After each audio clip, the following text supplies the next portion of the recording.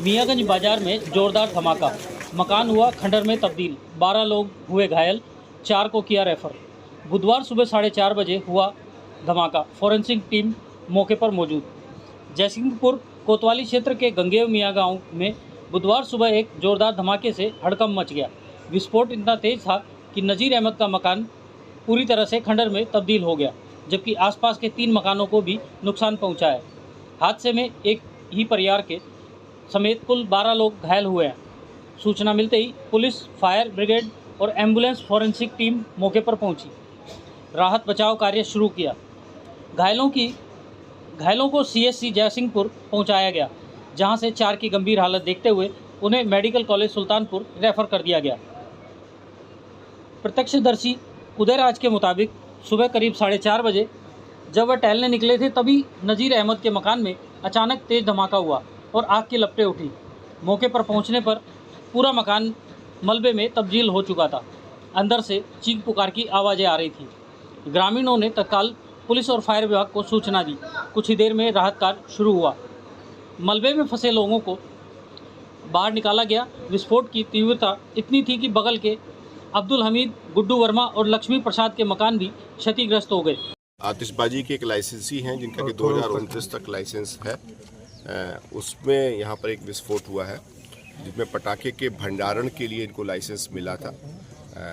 ये उसमें जो फॉरेंसिक की टीम है उसने सैंपल्स कलेक्ट किए हैं और इनके इस भंडारण में इनके द्वारा क्या सावधानी बरती गई है, कैसे चूक हुई है, क्या वजह रही है, उसका भी डिटेल एनालिसिस किया जाएगा। परंतु इनको भंडारण का जो लाइसेंस मिला था उसी में ये विस्फोट हुआ है। यहाँ पर पटाखों के भंडारण करने के क्रम में जो लाइसेंसी हैं उनको हिरासत में ले लिया गया है, उनसे पूछताछ की जा रही है। सभी आयामों पर विश्लेषण किया जाएगा और इसमें जो भी दोषी होगा उस पर कार्रवाई करेंगे। पूरे प्रदेश में, पूरे सभी मंडल के सभी जनपदों में DGP मुख्यालय के निर्देश पर, शासन के निर्देश पर ये अवैध भंडारण को लेकर के, आतिशबाजी को लेकर के सभी लाइसेंस हो रहे हैं। सभी लाइसेंसियों पर भी और जो बिना लाइसेंस के भी कहीं पर भी कोई सूचनाएं मिल रही हैं उन पर एक व्यापक अभियान चलाया जा रहा है।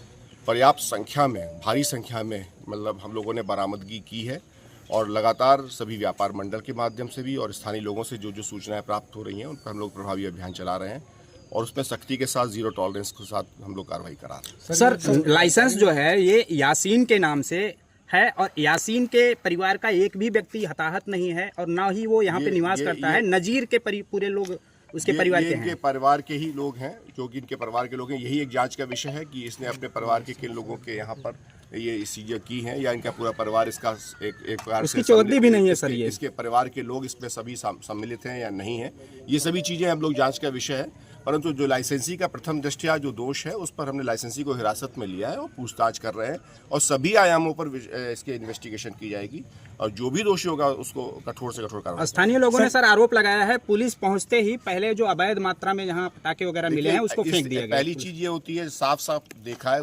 फेंकने की बहुत क्लियर है। मेरे द्वारा खुद साइट का विजिट किया गया है। आतिशबाजी के सामान जो खास तौर से सुतली वाले जो मटेरियल्स रहते हैं वो यहाँ पर हैं और उसमें कोई शंका नहीं है कि ये आतिशबाजी के भंडारण के परिप्रेक्ष्य में ये घटना हुई है।